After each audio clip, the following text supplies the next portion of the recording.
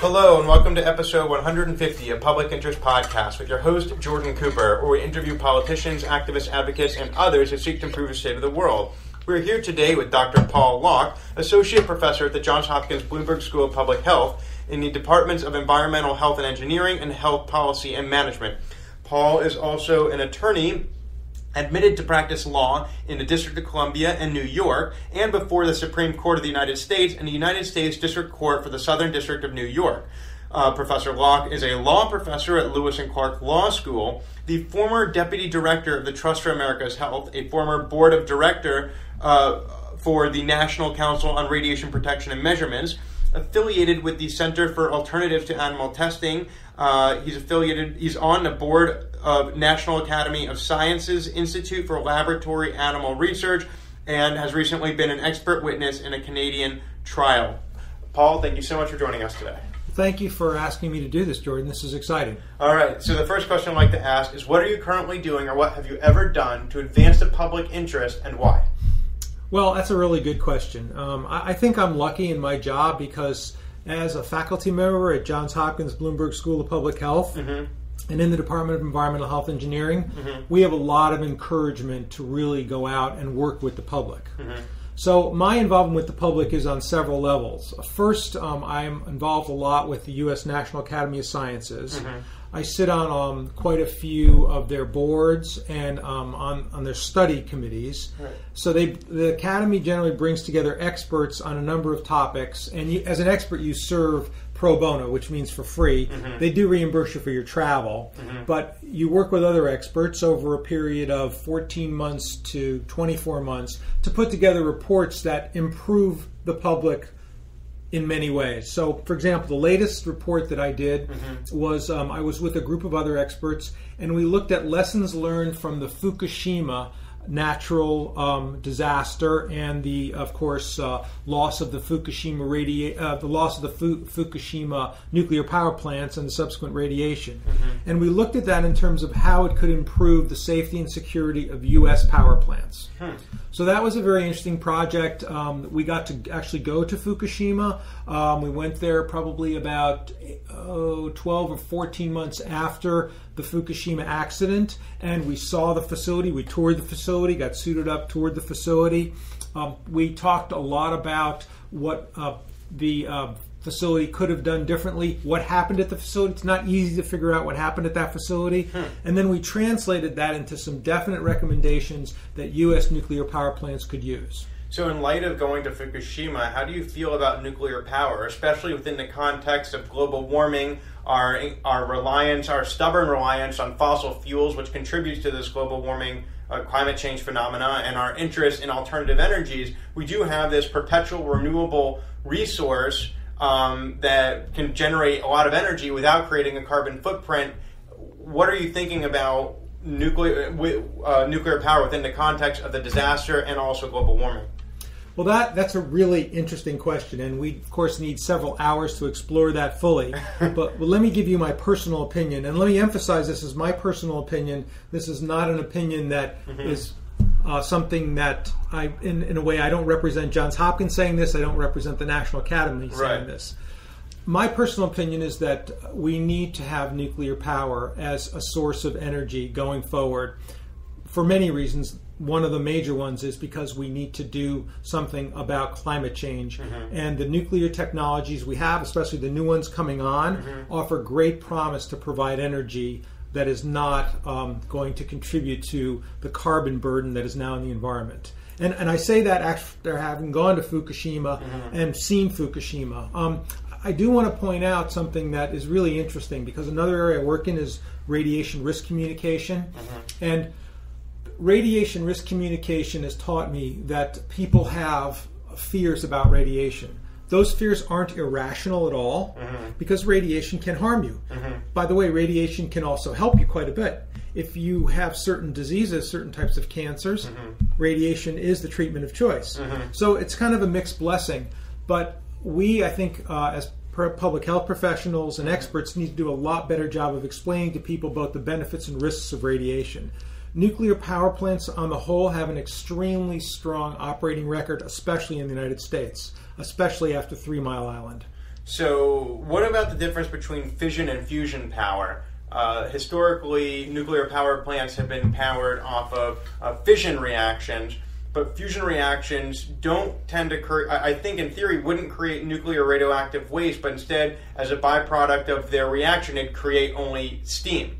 So, but I've also heard that, and there may be molten salt and different. So how do you reconcile fission versus fusion? Well, that's not a question I have the expertise to answer. Mm-hmm. But I have asked people about that, and what they've told me, and this is something you might want to discuss with another expert, is that fusion is something that's going to be done very, very far in the future. Right now, fusion is an interesting theory, but as you know, taking something from theory to reality is not easy. The other part of that question you asked, though, is what about these new reactor designs? You mentioned molten salt. Mm-hmm. And again, I'm not an expert in this, but I think one of the things to keep in mind is that nuclear engineers and people who build nuclear power plants have thought a lot about how to make the process of creating energy from fission a lot safer from the perspective of avoiding meltdowns, from creating byproducts that could be used for nefarious purposes, and a lot of these new designs do that. Because right now, nuclear power plants are essentially steam engines. They're tea kettles. What they do is you use a reaction to create a lot of heat that boils water, and the steam pushes cylinders around magnets. That's basically what a nuclear power plant is, right? It's not too complicated. Well, it's actually quite complicated on doing that, but perhaps the general theory that you're talking about is accurate. But don't ever. I think it's important not to discount too much how difficult it is to make that happen with an atom. Right. And by the way, that's not a bad way to provide power. We've been providing power that way for years and years and years. Mm-hmm. So the trick is in creating a design that creates the least amount of waste, that is safe and is secure. Mm-hmm. And that's really what we need to focus on. So you are an associate professor of environmental health, but formerly you currently are a law professor, you currently are an attorney, and formerly you were a corporate attorney.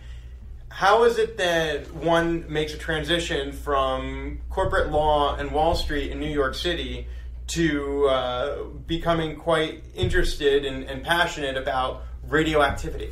Well, that's really interesting you mentioned that. Actually, you're right. My first job was on Wall Street. My first employment was in the World Trade Center, One World Trade Center. Huh. That's where my office was.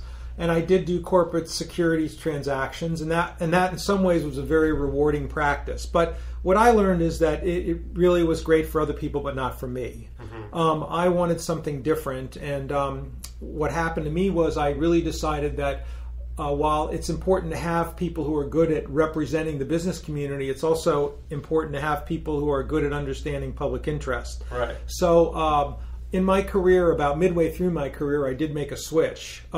I will tell you it was very difficult. It was not easy to do for many reasons. Mm-hmm. One of the reasons it's not easy to do is because you are basically changing your whole life over. And you're going from a community of people that you worked with and respected and know to a new community of people. So that did take some adjustment.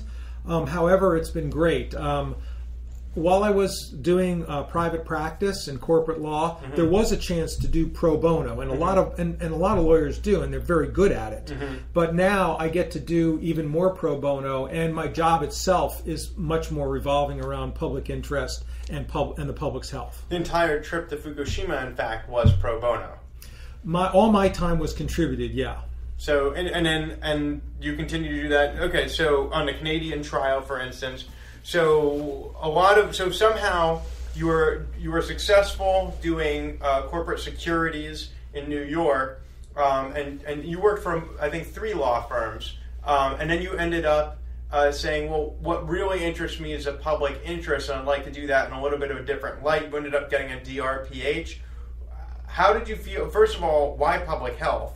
How did that eventually take you down the road to nuclear power and animal testing? And then, let's start with that. So why public health? Well, I had always been interested in science, and actually I wanted to go into public health when I first got out of undergraduate. Mm-hmm. But at the time, there a president had been elected who people believed was not going to invest in public health. His name, by the way, was Ronald Reagan. So when Reagan was elected, I decided I would go to law school because it might be a better way for me to advance my career. But later on, and he ended up being quite friendly to the career track that you ended up pursuing. Well, I think he deregulated Wall Street, didn't he? He did, although he actually deregulated something, an area I was working on, and made me obsolete in that way. Oh. So it was interesting. Huh. But the eventual push was that after I ended up doing that Wall Street work, I practiced environmental law, and then I got a lot more interested in the science, so I was able to come back to Johns Hopkins, right here at Johns Hopkins, and get my doctoral degree. And then an opportunity presented itself to work at the Pew Environmental Health Commission, which you mentioned. And the Pew Environmental Health Commission was all about looking at the environmental health system we have in this country and figuring out how to make it better. So we had some recommendations about how to do that. For example, one of the things we recommended is public health tracking. We learned when we were doing work with the Pew Environmental Health Commission that most people think that the government has a good handle on what goes into your body, what your exposures are, and what comes out. The opposite is true. So we recommended that CDC... The government doesn't know what's going into your body. No, the government doesn't, and in fact... Do consumers know what's going into their body? I think that most people don't have a very good idea. Because when you think about it, it's very complex. And when you think I'm eating a piece of bread, you're actually eating a ton of sugar, a ton of salt, a ton of other things, not just grain, right? Is that what you're saying are additives into processed food? Well, no food is simple, no exposure is simple. So, sure, food products have a lot of different things in them, some of which are very good for you, some of which might not be so good for you, some of which are going to be good for you depending on the dose you get. But there are other ways we get exposed. We get exposed to things through air. We get exposed to things through water.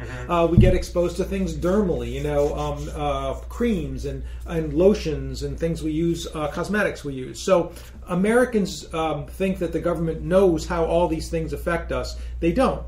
So what we suggested was that the government establish a tracking program to start to learn these things. And in fact, our Centers for Disease Control now has a very mature tracking program. I want to give them kudos for doing that and keeping it going, because the Pew Environmental Health Commission now is almost 15, 16 years ago. So you said, I want to leave finance, go into public health. I think that people don't really understand what the environmental impact is on their health, and that's something that's interesting to me? Well, the issue about understanding what goes into environmental health and what goes into people's body is something that emerged from working on the Pew Environmental Health Commission. And the commission, which you were doing as an attorney prior to... No, I was doing that after I got my doctoral degree. Okay. And that helped me transition to Hopkins. Okay. So at Hopkins, I actually do pursue two very different substantive areas, and I'm lucky that Hopkins gives me the latitude to do that. One is, as you discussed, radiation, and we've been talking about nuclear power, but actually I started working on radiation issues associated with indoor radon, which is still a problem. There's a lot of naturally occurring radiation that can build up in people's homes, and at a certain level, it becomes something you need to deal with. And now I know that in your classes, you teach about in the early part of the 20th century, there were paints made with radioactive materials. What sort of sources might there be for radioactive radon in people's homes today? Radon itself comes from granite mostly and soil. It's naturally occurring. So what happens is, if you think of this is greatly simplified, but if you look at EPA's website, epa.gov/radon, they have a lot of information on this, and some states also have information on this too.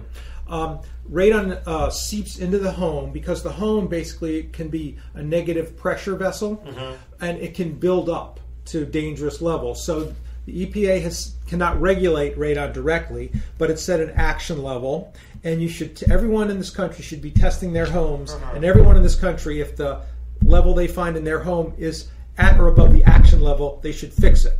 How do you fix it? How do you create a positive pressure system or flush it out? Well, I mean, you fix radon the same way you fix a lot of other things that break in your house. If you're a really good person and a do-it-yourselfer, you might be able to do it yourself. I'm not. Is there something that can absorb radon? No. Mostly what I would recommend people do is call a certified radon professional. And the certified radon professional can come in, can evaluate your home, and will put in a system that removes the radon and emits it to the environment where above the house where it will dissipate. So basically that system involves sucking the radon out from underneath the house and bringing it up through the house and then venting it out. It's called a sub-slab depressurization. That's a fancy way for it. It's not an expensive fix compared to most of the homes, especially most of the homes in the DMV, DC, Maryland, Virginia area. So that's how I got started with radon. But then I also worked on radiation risk assessment. I also worked on disposal of high-level nuclear waste. I've been to several high-level nuclear waste disposal sites. Yucca Mountain, and was that ever used? Yucca was never used, but there's high-level radioactive waste at Hanford in Washington, at Savannah River, which is in South Carolina, I believe, but it might be on the South Carolina-Georgia border. I can't quite remember. And at Idaho Falls in Idaho. So I've been to all those places, and I've worked on National Academy reports on those. But is there any deleterious effect to the population's health surrounding that area? I don't know about the studies of that area. But there's a lot of people's objections to nuclear power is where are we going to dispose of the waste? And the objection is, well, just like we don't want to have Guantanamo Bay terrorist inmates in our backyard in our state, and no governor wants to take them. Similarly, no elected officials want to say, well, you know what, we're willing to take nuclear radioactive waste, which may be harmful to our population, and put it in our state. So the question is, since it's in 3 spots, have there been any negative consequences to the population's health? Well, first, I would want to just state that I would not equate nuclear waste to terrorists. Okay. Okay. I would just want to back away from that a little bit, and I want to tell you that if you look at the scientific literature, there are ways to treat and store nuclear waste. Now, that being said, nuclear waste lasts a long time, and if you ask me what's going to happen to the nuclear waste in 1,000, 10,000 years, I can't answer that question. No one can. What I can tell you is, knowing about what I know about technology, we can do a very, very good technological job with disposal of nuclear waste. We already have, many people don't know this, we already have one facility in this country that deals with radioactive waste called it's in Carlsbad, New Mexico. We do need another one, I think you're right, to actually contain the waste, store the waste from nuclear power facilities. Right now, that waste is well stored and carefully stored at the facilities itself. But it would be nice to have a central storage facility. But that technology has been studied, and I think something could be built that would be successful. Other countries have done it. If other countries have done it, I think we can do it too. I don't think the technology is all that new or noteworthy. Now, you mentioned you have 2 research interests. Yes. So moving on from radiation, let's talk about testing on animals. Right. So, I think one of the fun things and one of the really interesting things about being at Johns Hopkins, and one of the ways you can really contribute, is by bringing your expertise and your passion to bear on very controversial issues. And obviously radiation is one of those. Another area that's very controversial in society is the use of animals in cosmetics testing, in chemicals testing, toxicity testing, in pharmaceutical testing, and in biomedical research. And they're maiming these animals and killing these animals? No. The animals are sacrificed at the end of many experiments, but the idea of maiming an animal in pursuit of science, I would say, would not be a best practice under biomedical research as I understand it. Right. So what is it that well, first of all, how did you get involved? Do you have a dog? No. In fact, I am probably the least likely candidate to actually have gotten involved in this. I come from a family of people who are allergic to dogs and cats. Are you vegetarian? Yes, I am a vegetarian. But I've been a vegetarian now for about 10 years. But my own family history, I don't have any family history of companion animals. However, what I'm really passionate about is several things. First of all, I think from an ethical standpoint, we as humans have to put ourselves in a position where we're making very strong ethical judgments about humans and non-humans.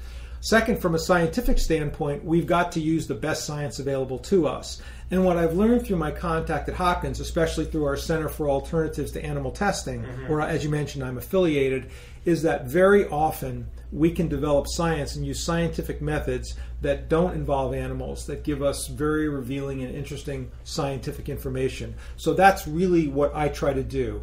The way we describe this in science is there's this philosophy called the 3 R's. And the 3 R's are replacement, reduction, and refinement. So going in reverse order, if you have to use animals in an experiment, first of all, you recognize that that's a societal privilege, and you make sure the animals are not exposed to pain and distress unless it's absolutely necessary. That's refinement. Then you also look at your scientific research to make sure you reduce the animals that you're using as much as possible. And not only do you reduce the number of animals you're using, but you also think about using animals that are lower on the phylogenetic scale. So, for example, if you think, okay, I should maybe do this research in dogs, you should be thinking about doing the research in mice. If you're doing the research in mice, you should be thinking about whether you can do the research in worms, and so far down. So you use the animal that is lowest on the scale that will give you the scientific information you need.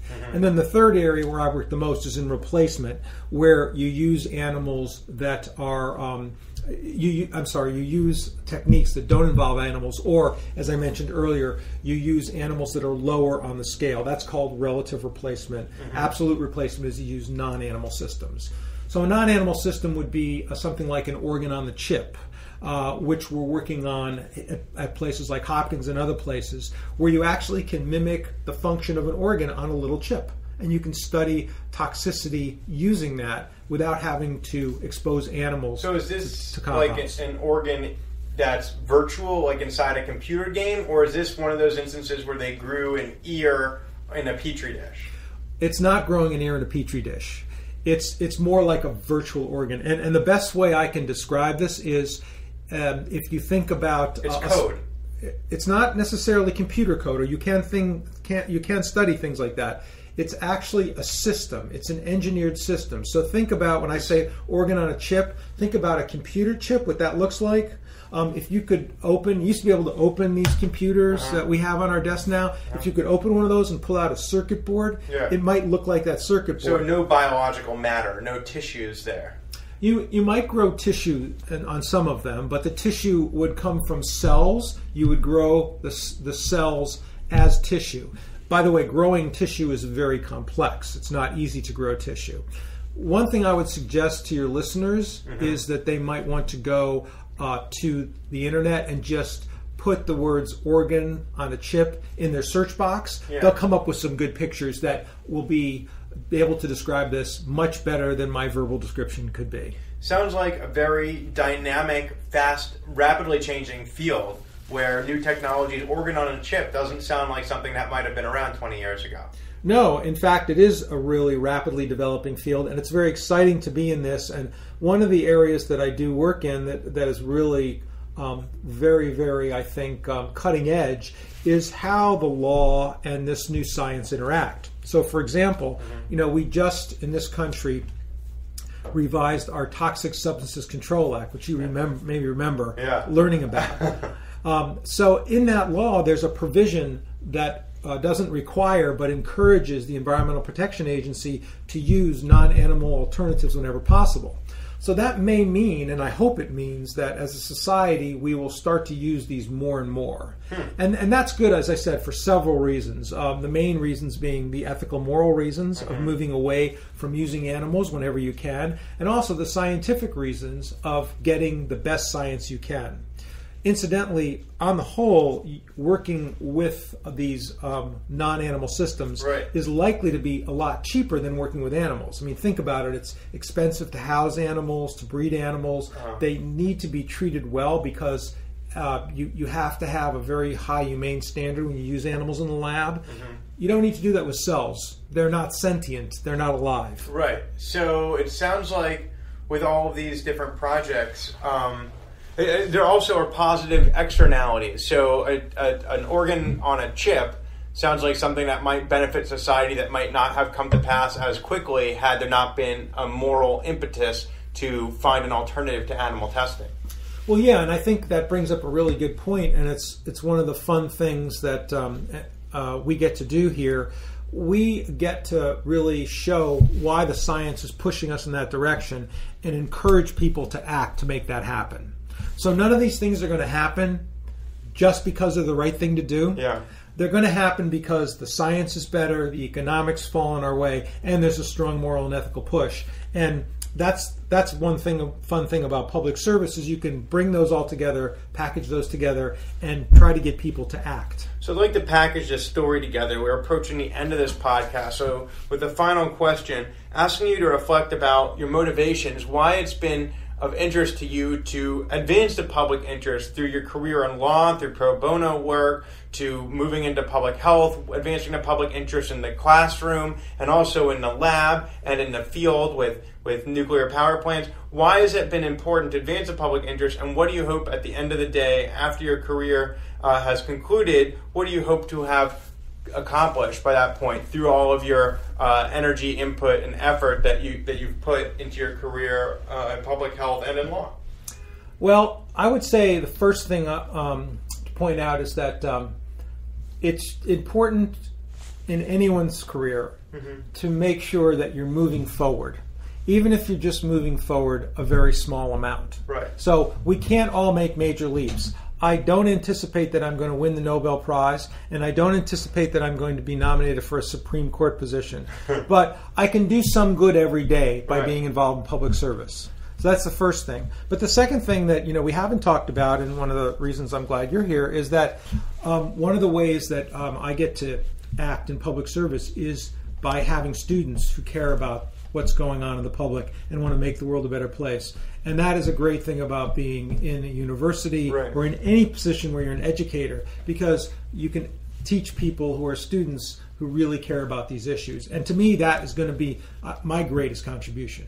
And that has been Dr. Paul Locke, Associate Professor at the Johns Hopkins Bloomberg School of Public Health, an attorney admitted into multiple states, the law professor, the former Deputy Director of Trust for America's Health, the Board of Directors for the Council on Radiation Protection and Measurement, and a professor who speaks about his work in public service as doing good every day, where he has students whom he guides into public health and sees positive ripples across society as the students go out and advance his work in public health. He sees his ability to work on reducing animal testing in the labs as a means of ameliorating suffering, inspiring new scientific innovation, and creating results that are ethical that can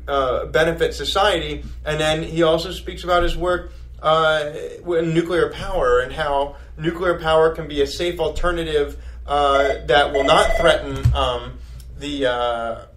that will ameliorate climate change and not threaten our public health, and can still be a sustainable solution for energy in the future. So, Paul, I'd like to thank you so much for joining us today, and so thank you for joining us.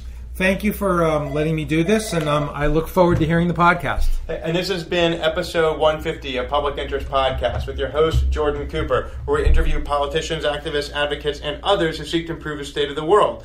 Remind you to subscribe at publicinterestpodcast.com. Listen on iTunes, Stitcher, SoundCloud, Blueberry, Player FM, Facebook, Twitter, or LinkedIn. And should you wish to contact Dr. Locke, you can call 240-630-0380, and that voicemail will be emailed to him. Thank you so much for listening, and we'll talk to you next time.